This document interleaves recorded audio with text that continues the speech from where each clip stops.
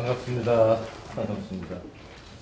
그래서 오늘 첫 강의라서 이제 좀 약간의 서론으로부터 시작을 하겠는데,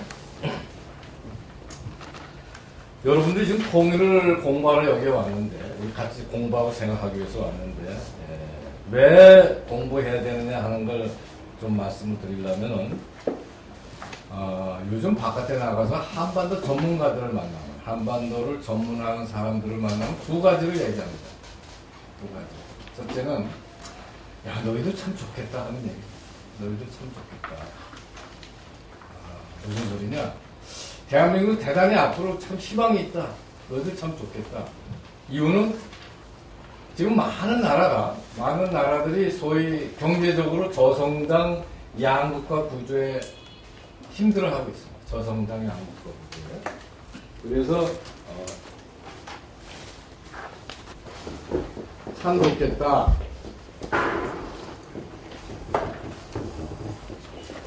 지금 전 세계가 저성장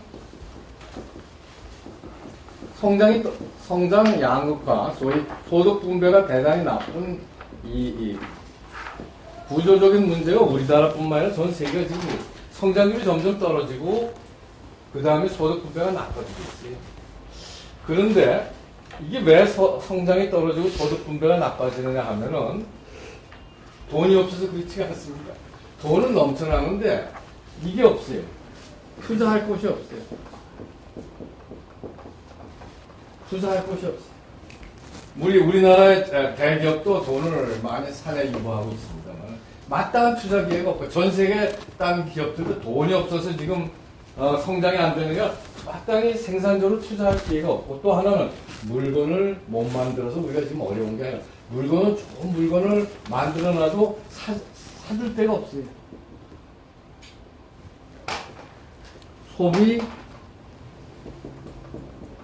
소비 기회가 없는 거예요.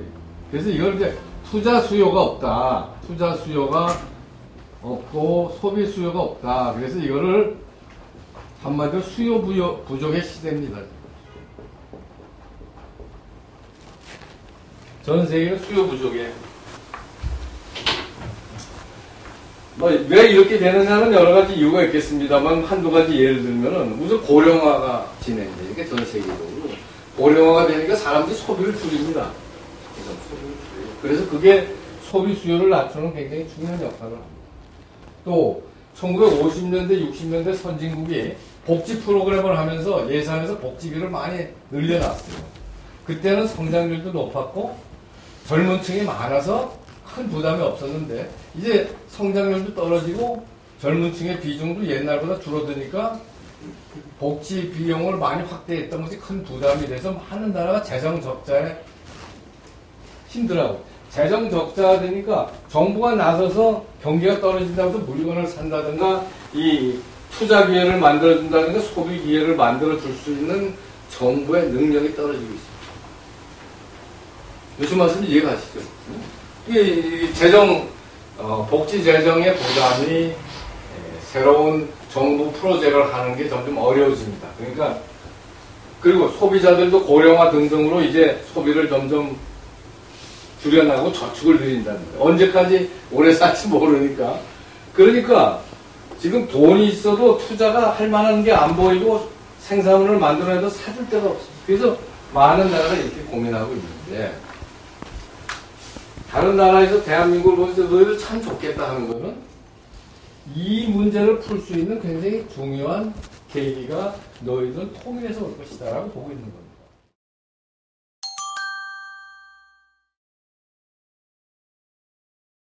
통일이 되면은 지금 거대한 새로운 시장이 열리기 시작합니다. 엄청난 투자 수요와 엄청난 소비 수요라고는 경제적인 새로운 용도가 북한에 열립니다. 그래서 북한의 양질의 저임금과 남한의 기술과 자본이 결합이 되고 북한은 또 지와 자원이 굉장히 많지 않습니까? 북한은 아직 시장이 거의 개발되지 않은 잠재적 시장이 많습니다. 그래서 북한의 잠재적 시장과 북한의 노동력과 양질의 노동력과 남한의 자본 기술이 결합이 되기 시작을 하면은 남북 경제가 같이 뛰어옵니다. 그래서 남한의 지금 이 문제 저성장의 문제는 양극화의 문제가 이거에 풀릴 수 있을 것이다. 이렇게 보는 것이 지금 이 낙관론의 근거입니다. 한국만이 그걸 가지고 있다. 한국만이 새로운 영토가 열려있다. 경제적 영토. 그래서 통일이 너희들한테 블루오션이 될 것이다. 이렇게 보는 겁니다.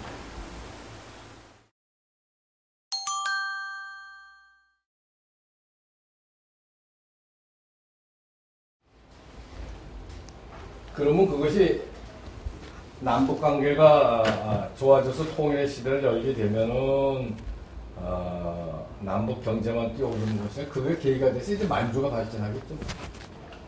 만주가 동북 삼성이 지금 발전을 상대적으로 낙후되어 있습니다. 중국 전체가 자기들의 소위 그걸 이제 개방의 정도를 표시하는 인덱스가 있는데 50% 정도 된다고 합니다. 생산물의 반 정도가 수출이 돼서 옵니다. 근데 만주의 경우에는 약 20%밖에 안 돼요. 수출입이 만주 전체 생산물에 차지하는 그만큼 아직도 개방이 덜 돼 있습니다. 만주는. 그럼 왜 그러냐? 북한이 딱 버티고 있기 때문에 물류의 문제가 있기 때문에 여러분들도 아시다시피 만주에 성이 3개가 있는데 길림성하고 흑룡강성은 바다하고 연결되어 있지 않습니다. 그래서 북한하고 연결되어 있습니다. 그래서 이 사람들이 물류에 큰 어려움을 갖고 있어요. 그래서 통일이 돼야지 이제 만주에서 만든 물건이 한반도를 통해서 해외로 나가고 해외에서 좋은 노이자들이 한반도를 통해서 만주로 가서 만주에도 굉장히 인력이 많고 자원도 많고 풍부합니다. 근데 그래서 만주의 성장들을 만나면 그런 나라를 기다리고 있습니다. 사실. 그럼 그걸로 끝나는 게 아니라 바로 옆에 연해주가 있죠. 극동이 있죠. 시베리아가 있습니다. 러시아의 지금 미래는 시베리아, 소위 극동 러시아에 달려있다. 동러시아에 달려있다고 생각하고 있습니다.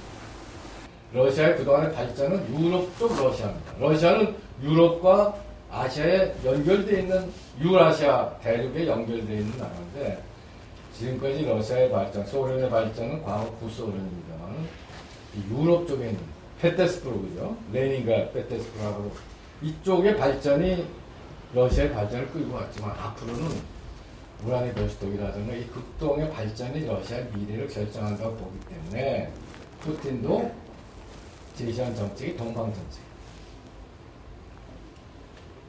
그래서 얼마 전에 모스크바 텔레비가 저하고 인터뷰하러 왔을 때 우라디보스톡 교수가 같이 왔는데 그 사람 말에 의하면 우라디보스톡에서 서울까지 오는 걸 육로로 오면 5시간 걸린다. 그 날을 기다리고 있는 거예요. 그렇게 되면 지금 가스관이나 무슨 철도나 이런 모든 것이 우라디보스톡까지 와 있는데 이것이 이제 중국 대륙 만주를 통해서 남북한을 통해서 일본으로 다 연결될 수 있는 그래서 이게 동북아에 새로운 큰 그 물류가 형성이 되고 이것이 발전돼서 한반도의 발전이 중국으로 그 다음에 극동으로 더 나은 중앙아시아로 그래서 소위 21세기는 이 지역이 동북아가 세계 발전의 중심이 된다. 19세기는 영국이 세계를 지배했습니다. 세계 발전의 중심이었고 20세기는 미국인데 21세기는 아시아에 있는 틀림이 없지만 아시아에 어디냐? 통일이 되면 동북아가 아시아의 가장 중심적인 아주 역동적인 지역이 될 것이고 통일된 한반도는 그 사이에 우뚝 서니까 경제적으로만 올라갈 것이 아니라 대단히 희망이 있다. 이렇게 보는 겁니다.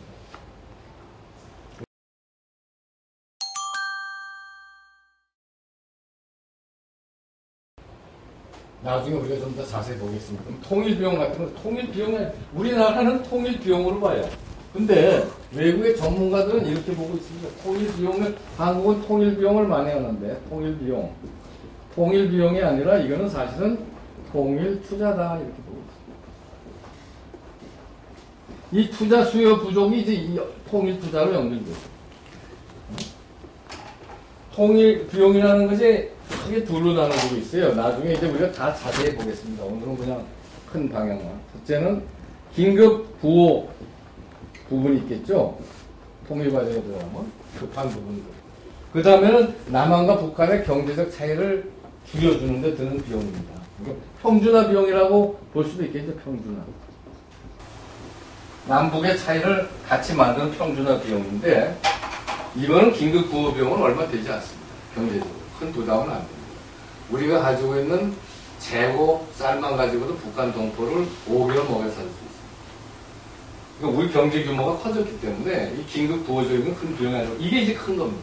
남한과 북한을 같은 경제 수준으로 만드는 게 이게 큰 비용이 드는데 이건 비용이 아니라 대부분 독립투자입니다.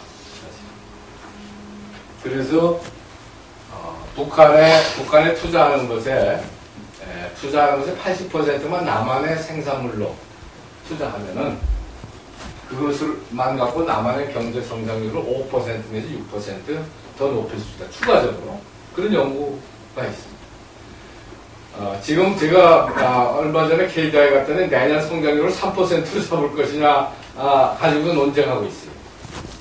그것도 쉽지 않다 뭐 이런 얘기 좀 나오고 있습니다만은 통일 과정에 들어가면 남한에서 갖고 가서 북한에 투자하는 것만 갖고 남한 경제를 5% 내지 6% 올리면 거기다 3% 더하면 8%가 되는데 8, 9%. 이건 박정희 대통령 때 고도성장할 때입니다. 제가 볼 때 대한민국이 통일 과정에 들어가면 남한은 박정희 대통령 때 고도성장기로 돌아갑니다. 그러면 거기서 엄청난 고용이 창출되고 박정희 대통령 때 고도성장기 때 이 문제도 풀렸어요. 그때가 성장률만 높은 것이 아니라 그때가 우리나라 소득 분배가 제일 좋았어요. 그래서 나는 후진국의 모범이 됐다고 하는 게 바로 그겁니다. 성장 없이 소득 분배 개선이 없습니다. 성장 없이 고용 창출 없습니다. 그래서 남한 통일 과정에서 7, 8%, 8, 9% 되는 남한 경제도 쉬운 일이고 북한은 최소한 20% 내지 25% 정도 성장 매년 할 겁니다. 그렇게 돼서 나가게 될 테니까 외국 사람들은 야 이거 통일 투자로 봐요. 통일 투자. 그리고 이거 우리나라 돈만 필요한 게 아닙니다. 이건 정부 뭐 세금으로만 하는 게 아니에요. 또 통일 투자에 우리가 할 때 조심해야 될 건 이거가 딱 이렇게 어떤 금액이 있는 것이 아니라 우리가 어떠한 발전 과정을 정하느냐에 따라서 상당히 유연합니다.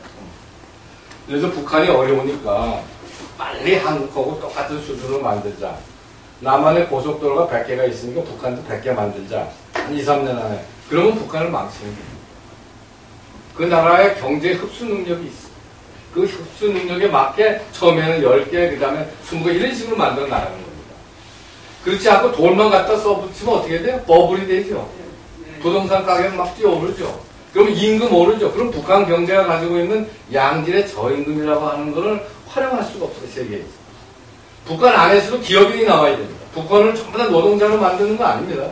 그렇게 해서도 안 되고, 북한 속에서도 기업인도 나오고 기술자도 나오고 그러면 북한 경제의 발전 단계에 맞게 우리가 도와주면서 거기에 맞게 이제 끌고 나가는 거지. 무작정 빨리 가서 한다고 해서 엄청난 돈을 갖고 들어가는 것이 북한 동포를 위한 것도 아니고 그건 보통의 경우에 망칩니다. 그래서 사실은 큰 부담이 되지도 않을 뿐만 아니라 대부분 투자고 이거는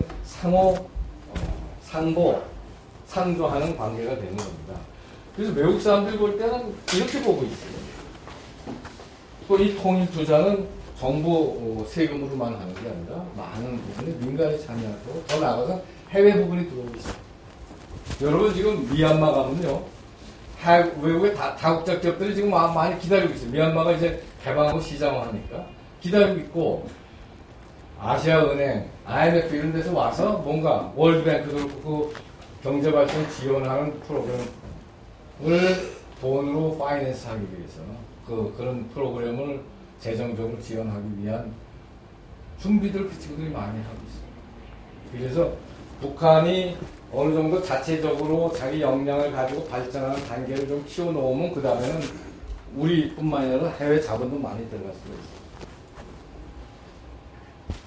그래서 이거가 엄청나게 새로운 신영토입니다. 옛날에 이제 미국이 동부에서 개발하면서 서부로 막 가면서 뉴 프론티어 하듯이 그러면서 계속 미국의 경제력이 커지듯이 사실 북한이라는 새로운 가능성이 많이 있고 사람들이 기다리고 있는데 그렇게 적극적으로 보는 게 외국 사람. 근데 대한민국은 들어오면은 이걸 이제 이렇게 보지 않고 비용을 보고 부담으로 생각하고 그래서 통일해서 소극적이 돼요. 이런 경향이 굉장히 많습니다. 특히 젊은 사람들이 소극적이 되는 건 참 이해하기가 어려운 게 젊은 사람들이야말로 앞으로 동북아가 자기 활동의 무대가 될 겁니다. 통일해서 가장 이익을 볼 사람들입니다. 이거는 제가 볼 때 왜 한국의 지도자들이 잘못했어요. 나중에 우리가 공부를 하면 다 나옵니다. 왜 그렇게